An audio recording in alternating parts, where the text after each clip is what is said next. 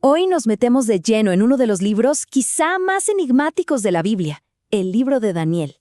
Y ojo, porque no estamos hablando solo de historias antiguas. Según las fuentes que analizamos, este libro esconde una especie de código. Un código para descifrar nada más y nada menos que la historia del mundo. ¿Listos? Empecemos. De entrada, la fuente principal nos lanza esta afirmación que es muy audaz. Dice que Daniel es la clave para la revelación profética del Antiguo Testamento en su totalidad. ¡Uf! Es una declaración bastante potente, ¿no creen? Y esto nos plantea la pregunta central de todo nuestro análisis.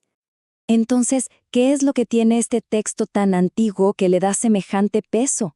¿Por qué se le considera la clave de todo lo demás? Bueno, vamos a intentar descubrirlo juntos. Para empezar, hay que entender su propósito. El libro no se presenta como una simple colección de relatos, para nada.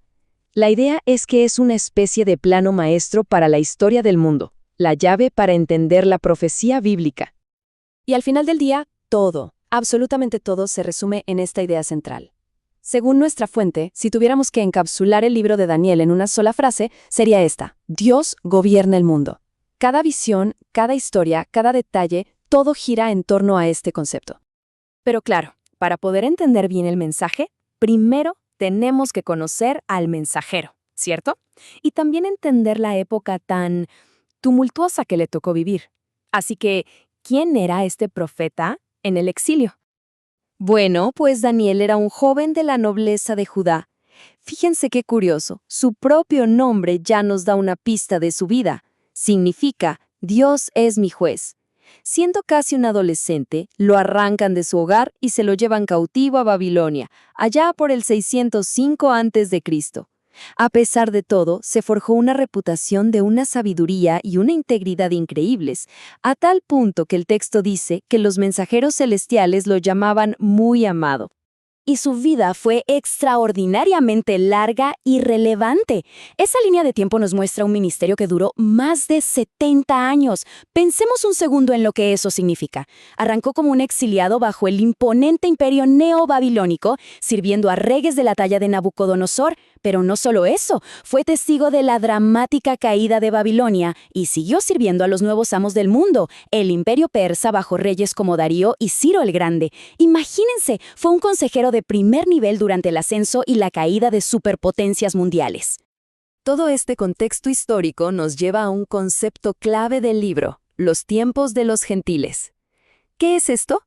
Básicamente se refiere a una nueva era que empezó justo con el exilio de Daniel, un periodo donde el poder mundial estaría en manos de imperios no judíos. Este es, por así decirlo, el escenario donde se van a desarrollar todas sus grandes profecías.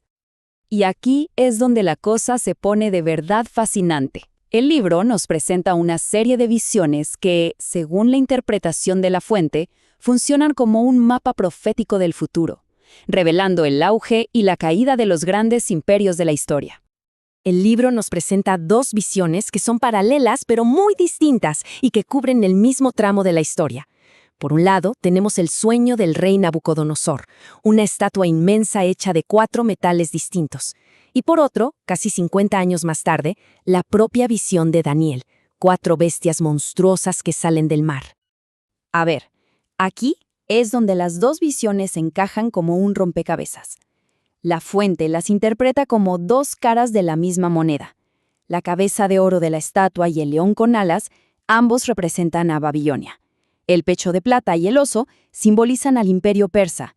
El bronce y ese leopardo velocísimo apuntan al imperio griego de Alejandro Magno.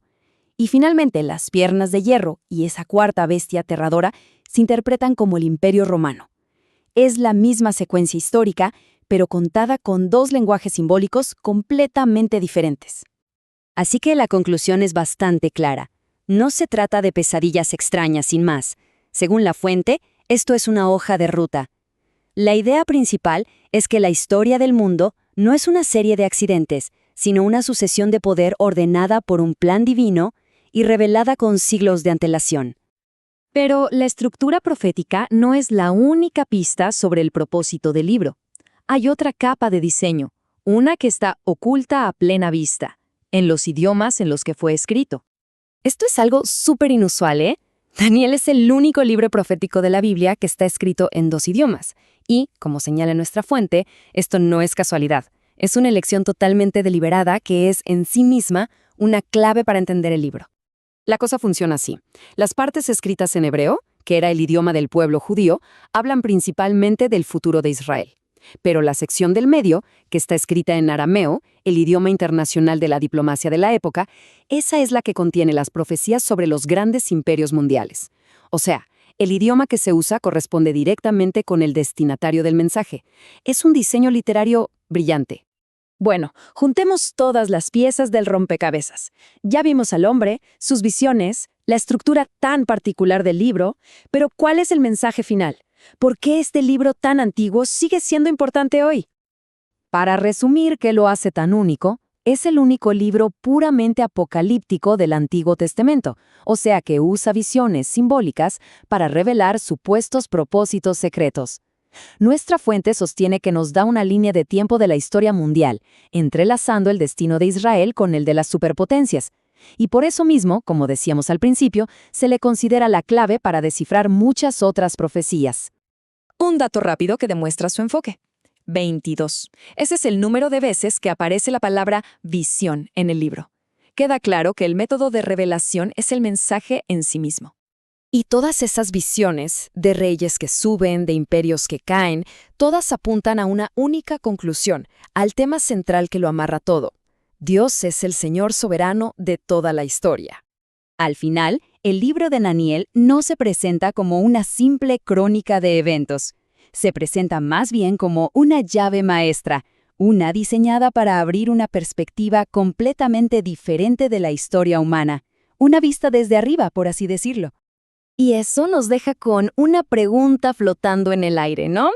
¿Cómo cambia nuestra forma de ver el presente, nuestro día a día, si vemos la historia no como una cadena de eventos al azar, sino como una gran narrativa que se está desarrollando, una historia con un propósito? Es una idea muy poderosa la que nos deja el libro de Daniel. Gracias por acompañarnos en este análisis.